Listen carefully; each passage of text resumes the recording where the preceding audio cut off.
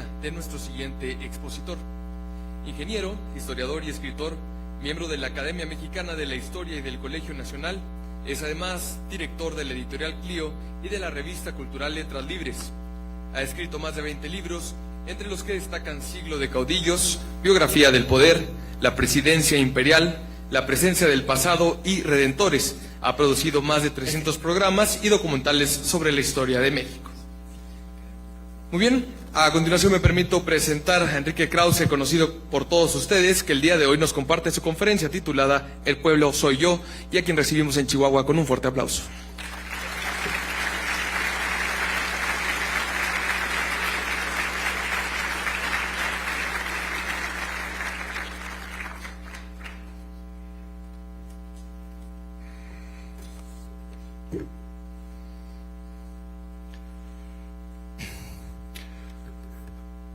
Muy buenas tardes, muchas gracias por su presencia en este acto y muchas gracias al Coparmex, al Consejo Coordinador Empresarial por esta invitación que para mí es muy emocionante porque no sé si todos ustedes sepan, veo muchas caras jóvenes, pero yo creo que fue aquí en Chihuahua donde dio comienzo, donde se dio, digamos, el grito de la moderna democracia mexicana. Y yo tuve el privilegio de estar aquí hace ya muchos años, 30 y tantos años, a conocer a Luis H. Álvarez, a Francisco Barrio, y visité, recuerdo, en abril del año 86, por estas fechas, este estado, y conocí a muchos amigos que están aquí y otros como Héctor Chávez Barrón, que acaba de dejarnos. Hice muy buenos amigos entre los empresarios, los académicos, profesores, historiadores, sacerdotes, hombres, mujeres, la sociedad civil naciente de Chihuahua, que estaba comenzando a dar la batalla por la democracia mexicana, que pareció tan lejana en ese momento, pero que finalmente, al cabo de 14 años, finalmente se logró. Pero yo creo que nació aquí, en Chihuahua, y es aquí, en Chihuahua, donde yo los llamo, ese es mi primer y fundamental objetivo en estar aquí, es aquí en Chihuahua donde debe de defendérsele a esa democracia y a esas libertades con la misma fuerza, con la misma determinación y con el mismo idealismo que yo encontré aquí siendo muy joven, cuando visité por primera vez Chihuahua y escribí un ensayo que se llamó Chihuahua, ida y vuelta. Recuerdo que el presidente de la Madrid entonces me llamó y me dijo: usted está equivocado, usted es muy joven, usted no entiende la política mexicana, eso que usted propone es imposible. Y yo le dije: usted está en su derecho de pensar como quiera, pero yo había escrito un ensayo llamado Por una democracia sin adjetivos 2 años antes, y siempre creí que México, a pesar de no tener una historia que nos predestinaba, digamos, a la democracia, teníamos una historia democrática que rescatar y una historia democrática que construir. De modo que mi llamado fundamental, repito, es que aquí en Chihuahua, donde yo vi los primeros experimentos de convergencia democrática entre personas de izquierda, de centro, de derecha, religiosos, no religiosos, aquí es donde se debe de defender la democracia mexicana, que es una obra en construcción, una democracia frágil, joven, que va a pasar por momentos de prueba muy difíciles, en las próximas semanas, en los próximos meses y en los próximos años, cualquiera que sea el resultado de las próximas elecciones. En el año 2000, después de haberse dado la alternancia democrática, que repito, despuntó por primera vez en Chihuahua en los años 80, yo, como muchas otras personas, pensamos que habíamos ganado ya la partida, que la libertad y la democracia se iban a esparcir por el mundo, que el mundo seguiría teniendo problemas, pero que las pesadillas del siglo XX, todas ellas resumidas en un conjunto de ismos, fascismo, nazismo, comunismo, nacionalismo extremo, fanatismo religioso, todas esas ismos ideológicos del siglo XX, como por un milagro, se resolverían en el XXI. Ese optimismo no solamente era mexicano, era un optimismo universal. No creo que ningún centenario y desde luego ningún milenio se haya celebrado con tanta esperanza, salvo quizá el primero, en la humanidad, digamos en la bondad intrínseca de la humanidad, o en su vocación de libertad. Todos sabemos lo que comenzó a ocurrir en el año 2001, el ataque a las Torres Gemelas, la aparición de los fanatismos religiosos en el mundo islámico, y de pronto comenzó a aparecer también un fenómeno, un ismo, que muy poca gente advirtió: el populismo. El populismo en el siglo XX se relacionaba sobre todo con el régimen de Juan y Eva Perón en Argentina. Ese había sido como un capítulo breve, trágico, en la historia del siglo XX. No una dictadura terrible, asesina, genocida, como la comunista o la nacionalsocialista, pero sí finalmente un régimen que le hizo mucho daño a Argentina, que siendo un país tan rico, en el año 46 sus ciudadanos decidieron que las cosas no podían estar peor. ¿Por qué decidieron que las cosas no podían estar peor? Inmenso misterio. Pero los argentinos en 1946, con inmensas reservas financieras, con una economía muy fuerte, no tan fuerte como décadas antes, pero muy fuerte, simplemente decidieron que estaban desesperados y decepcionados y le entregaron el poder a una persona. No solo el poder absoluto. Bueno, estoy siendo incorrecto, a una persona y a su esposa.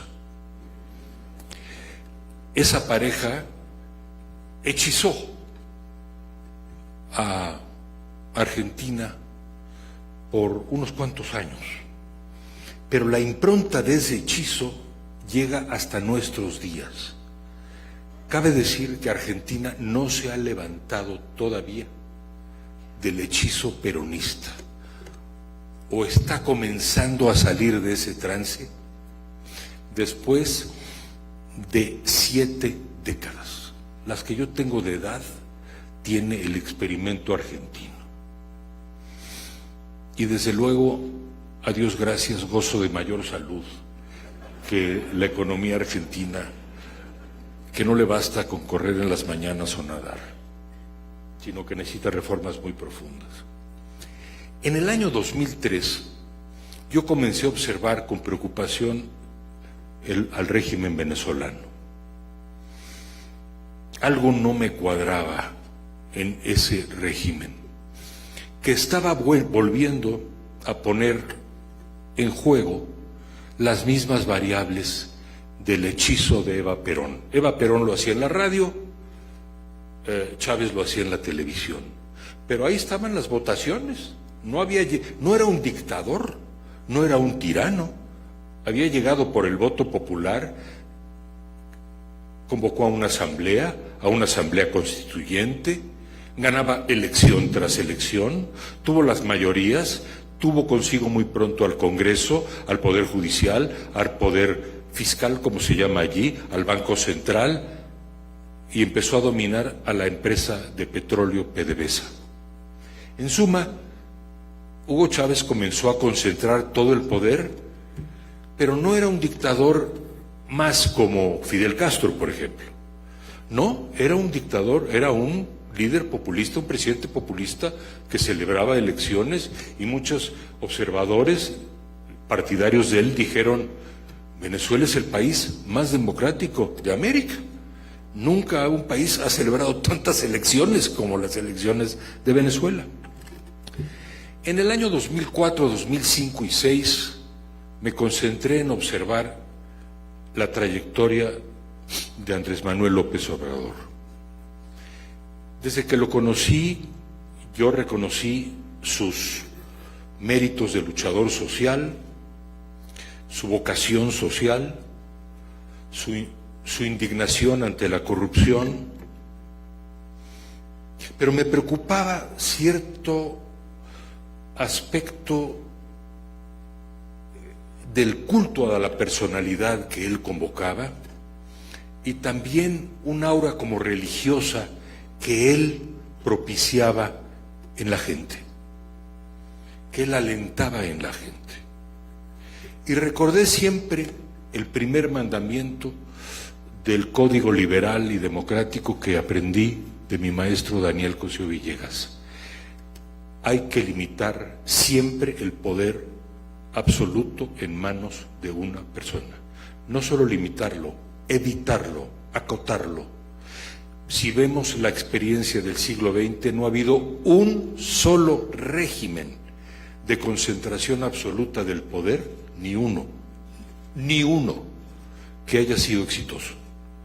Más bien, podemos echar cuentas a partir de Mussolini hasta el último régimen del siglo XX de autocracia, en el cual el saldo de dolor, miseria, muerte, enfermedad y pesar en sus pueblos es gigantesco. Naturalmente, como liberal y como demócrata, me preocupó esa trayectoria, mucho más que su programa económico. Yo aquí no voy a tratar su programa económico. No voy a hablar del aeropuerto, ni de la reforma económica, ni la de la energética, ni la educativa. Los ponentes de la mesa que me precedió, acreditados todos ellos, han tratado esos temas y han expresado sus preocupaciones. Mi preocupación como historiador y como liberal es la preservación de la democracia y de las libertades en México, y lo vengo diciendo continuamente desde hace muchos meses: libertad, libertad, libertad, en todos los foros en los que se me invita. Naturalmente, el ensayo que escribí sobre López Obrador en la revista Letras Libres, que titulé El Mesías Tropical, no fue tomado con simpatía en los ámbitos cercanos a López Obrador. Quiero aclarar que yo no lo insulté al llamarlo así, ni lo he insultado nunca. Acostumbro estar en Twitter mucho más tiempo del que yo debería, pero ni modo, es una forma de comunicación, y no van a encontrar ustedes un solo mensaje de Twitter con un insulto a nadie, y menos que a nadie a López Obrador. Mesías le llamé porque su figura es mesiánica, porque él mismo ha dicho que es un apostolado, que él siente esta liga religiosa con el pueblo. Es una figura extraña en un demócrata liberal, porque ni Juárez se sintió así, ni ninguno de nuestros liberales se sintió así, y me atrevo a decir que tampoco Madero fue eso. Madero no fue un hombre que no supiera honrar la tradición liberal. Al contrario, fue el presidente más demócrata que ha tenido México. Y le llamé tropical porque él mismo escribió un libro que se llama El poder en los trópicos, en donde expone su teoría de por qué el poder en Tabasco ha sido tan imperioso como los ríos caudalosos de Tabasco. Casi lo estoy citando. Yo no lo insulté, me gané la inquina y el odio activo de cientos de miles, yo no sé cuántas personas.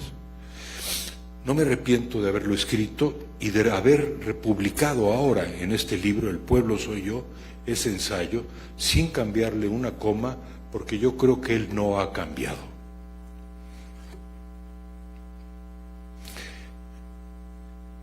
Después de las elecciones de 2006, pasé 1 año y medio estudiando el chavismo. Escribí un libro que se llama El poder y el delirio. Estuve muchas veces en Caracas. El barril estaba a $140, de modo que todo el desastre económico del chavismo estaba absolutamente enmascarado en el precio del petróleo. A esos precios Chávez podría haber literalmente, y lo hizo, regalado dinero a diestra y siniestra, siendo el país más rico de yacimientos petroleros del mundo. Les voy a decir lo que más me preocupó de lo que vi en Venezuela. Lo que más me preocupó fue la prédica del odio y la división y la polarización desde el poder. Lo que más me preocupó es ver a Chávez y a sus acólitos en la televisión dividiendo a Venezuela entre los buenos y los malos, entre el pueblo bueno y el no pueblo. Les llamaba pitiyanquis, escuálidos. También tenía él un genio para la agresión. Dividió a la familia venezolana, madres, padres, hermanos, peleados entre sí. Eso fue lo que más me preocupó de Venezuela. Una segunda cosa que me preocupó mucho de Venezuela es la pérdida de la libertad de expresión. Primero en la televisión y la radio, y luego en varios periódicos que fueron acallando, censurando o comprando. De tal manera que la libertad de expresión comenzó a volverse muy delgada y los voceros de la libertad de expresión perseguidos por el régimen. De modo que el desastre sin precedentes que vive Venezuela hoy, que he estudiado en uno de los últimos números de Letras Libres, que es la mayor inflación y el mayor desastre de la historia latinoamericana. El venezolano hoy por hoy, 85% de las personas tienen que decidir entre comer o medicarse. La miseria que vive ese país, el más rico en reservas del mundo, es algo que ni siquiera es comparable en realidad con Haití, porque Haití no tiene recursos. El causante de eso fue Hugo Chávez. La historia de ese desastre está en este libro que llamé El pueblo soy yo. Estudié Venezuela porque es un caso paradigmático, junto con el argentino que acabo de mencionar, de lo que ocurre en un país cuando de pronto un país decide que las cosas no pueden estar peor y entregan todo el poder a una sola persona.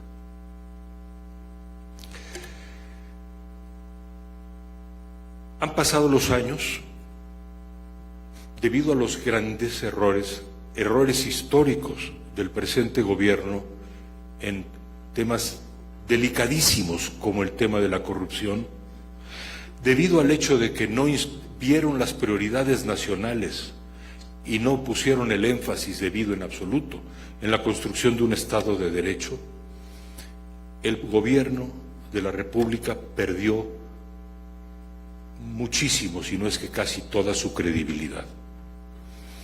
El Partido Acción Nacional se dividió. Los empresarios, y lo digo subrayándolo, se dedicaron a sus empresas sobre todo y dejaron a un lado la importancia de participar en la vida pública, y esa participación, francamente, no veo otra forma mejor que hacerla. ¿Qué le vamos a hacer? Sino a través de los partidos, porque los partidos son los instrumentos de la vida republicana. El fracaso del Bronco se debe a que él no lo llevó ningún partido, y si él fracasa, pierde él, nada más él. En cambio, fracasando Enrique Peña Nieto, pierde el PRI. Por eso hay es un espejismo el tema de los candidatos independientes. Se necesitan fortalecer los partidos políticos, necesitan volver al origen. El PAN tiene que volver a su origen, a volver a los ideales de Manuel Gómez Morín, que ha olvidado desde hace muchos años. El PAN perdió, al morir Luis H. Álvarez, a uno de sus grandísimos puntales. Y me atrevo a decir que también el PRI perdió el rumbo, porque pudiendo haberse reformado como un partido moderno, olvidó lo más importante: reformarse a sí mismo. Cuando el PRI no se reforma a sí mismo y el PAN se divide y olvida su origen y pierde el alma, porque el PAN era el partido de la decencia y se volvió un partido que hasta cobijó la corrupción, ¿qué queda? Bueno, queda la mesa puesta para un régimen populista. Por supuesto, en el momento en que yo leí ese panorama, me propuse como historiador ir al origen del origen del origen cultural e histórico del populismo. Para eso escribí este libro, El pueblo soy yo. Brevemente, durante 3 siglos España dominó los reinos de América sin necesidad de una guerra o de un mayor ejército, y ni siquiera con la presencia de ningún rey en América Latina. ¿Cómo le hicieron? Porque tenía un régimen legítimo. La monarquía absoluta española era un régimen que dominó, un imperio que dominó por 3 siglos y tenía una legitimidad. No era democrática, como ustedes se imaginarán. ¿Qué legitimidad era? Era el pacto casi divino entre el pueblo y el monarca. Hasta en la independencia de México el grito fue: viva el rey, muere el mal gobierno. El mal gobierno era el corregidor o el alcalde, pero el rey era intocable. Ese pacto entre el pueblo y el monarca, no voy a entrar en detalles, ojalá lo lean en El pueblo soy yo, es algo que estudiaron los filósofos y teólogos españoles del siglo XVI y XVII, dominicos y jesuitas. Era un pacto en donde el pueblo recibe la soberanía de Dios, pero la entrega totalmente al monarca. A ver, la entrega totalmente, no condicionadamente. Esa era la teoría. Nada de que te doy el poder, pero tú lo dejas dentro de 4 años, o te voy a nombrar a alguien que te vigile. No. Era una liga absoluta del monarca y el pueblo. No hay órganos intermedios. Hay audiencias, etcétera, pero el rey legisla, el rey juzga, el rey ejecuta. Luego vinieron 2 siglos de caudillismo en América Latina. El caudillo es una figura carismática. ¿Por qué seguían los mexicanos a Santana? o los venezolanos al general Páez, o los argentinos a Facundo o a Rosas.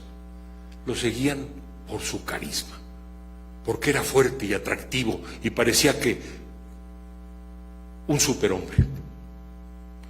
Bueno, entre la tradición filosófica del virreinato, de la corona española, esa herencia que está en nuestro ADN, y el caudillismo latinoamericano, díganme ustedes cuál es el espacio de la pobre democracia liberal. Muy poquito. En Chile hubo democracia liberal y republicana desde 1830, y vean ustedes cómo está Chile. Uruguay, vean ustedes cómo está Uruguay. Costa Rica, vean ustedes cómo está Costa Rica. Hay una correlación entre la salud política de los pueblos y su desarrollo económico. La propia Argentina se desarrolló extraordinariamente siendo democrática en buena parte del siglo XIX y el XX, hasta que sencillamente decidieron que las cosas estaban muy mal. La democracia venezolana tenía pocos decenios, desde 1959 hasta 1999, 40 años. Pero era una democracia funcional. Era un país que crecía, pero tenía el germen de la corrupción. Lo mismo que estamos viviendo en México.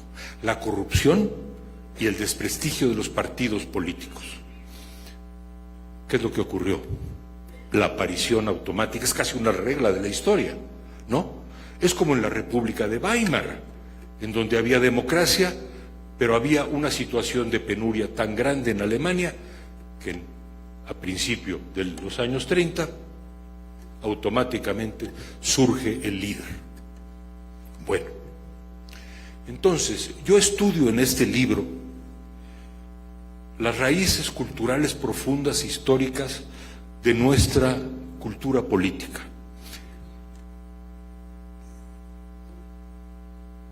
Es muy dada a la reverencia al monarca en turno o al caudillo.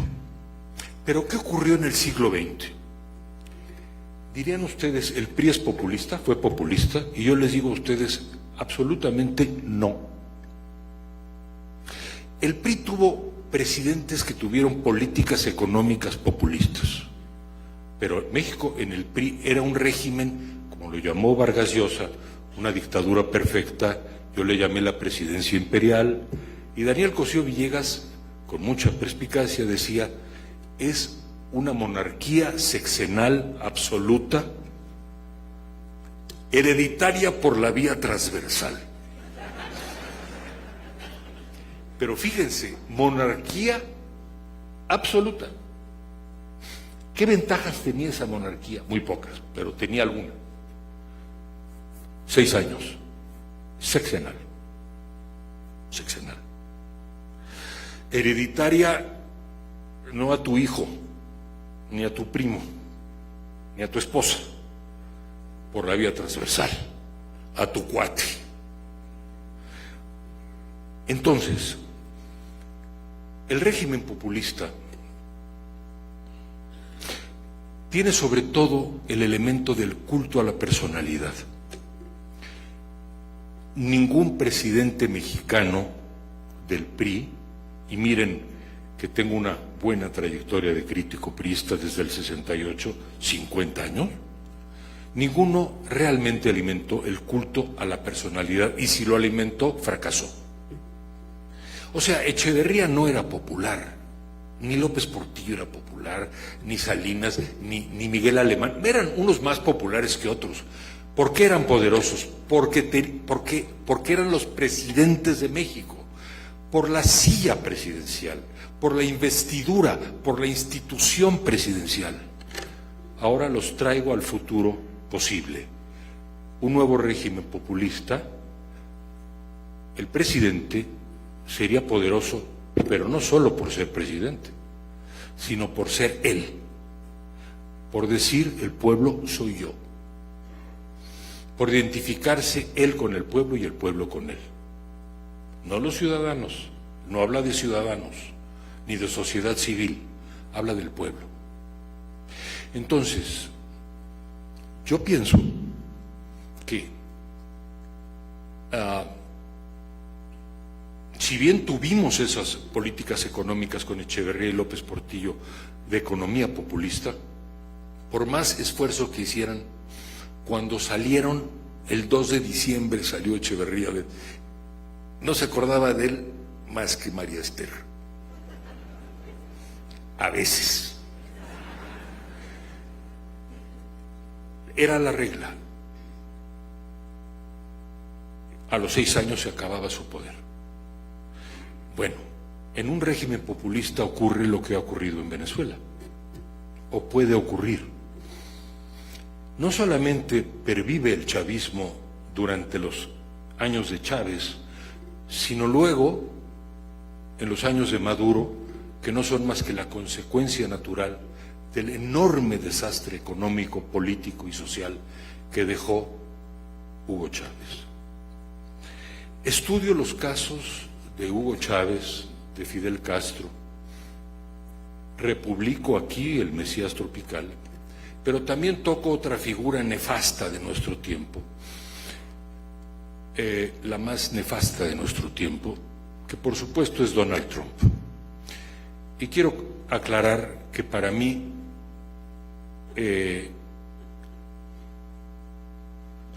López Obrador no puede considerársele una figura nefasta, porque hay que esperar lo que ocurra, si es que ocurre, en su régimen presidencial. No obstante, este libro es un llamado que explica las raíces del populismo, el desarrollo del populismo, y a partir de la biografía, de los hechos, de los dichos, de la trayectoria de López Obrador, sugiere que podemos llegar a estar en problemas. No hablo de la economía, hablo de algo incluso tan fundamental o más, que es la libertad de expresión. Que yo pueda estar con ustedes aquí en 1, 2, 3, 4, 5 años, hablando con la misma libertad. Eso parece obvio, ¿no? ¿Cómo que no basta? Si lo invitamos, viene, no pasa nada. Como el aire, la libertad se aprecia cuando se pierde. Pregúntenle ustedes a los venezolanos qué piensan de la libertad. Y quiero decirles que 80% de los venezolanos vitoreaba hasta el delirio a Hugo Chávez, cuando Chávez decía: yo ya no soy Chávez, yo soy el pueblo. Y se identificaba con Bolívar, porque eso también tienen los líderes populistas, identificarse con figuras históricas, abrir nuevas etapas históricas, y los tendría yo aquí a ustedes 3 horas explicándoles todo lo que un líder populista hace para hechizar al pueblo. Pero el hechizo se da, y si el voto lo favorece, llegará al poder. Y tengan la certeza de que va a cumplir lo que ha prometido, porque es el mandato para el cual se le ha electo o se le habría elegido. Eso es lo que es una democracia. Gana el que tiene más votos y lleva a la práctica el mandato por el cual se le eligió. Pero hay algo sagrado. La libertad es sagrada. La libertad está consagrada en la Constitución desde la primera Constitución y sobre todo desde la Constitución del 57. Todas las libertades.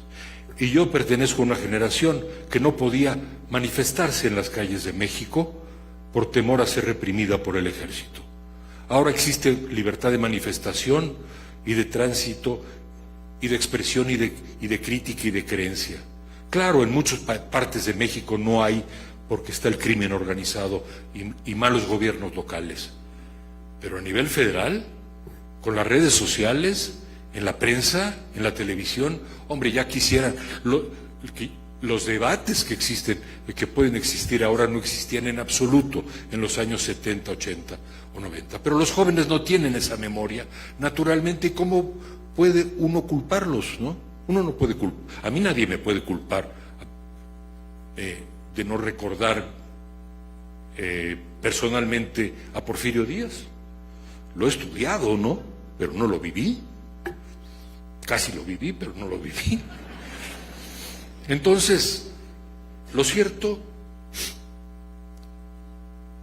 es que, y ahí quizá es digamos el mensaje central que he querido yo dar. La lucha por la libertad es permanente y debe ser permanente. Los pueblos que renuncian a luchar por la libertad renuncian a la vida. Lo hemos visto en Cuba, lo vimos en Venezuela, lo vimos a lo largo del siglo XX en regímenes tiránicos o regímenes revolucionarios o regímenes genocidas y tiránicos. Yo no estoy profetizando para México un régimen así de ninguna manera. Estoy simplemente levantando una señal con este libro. No hago propaganda, no escribo a tuitazos, más bien me encierro a tratar de entender.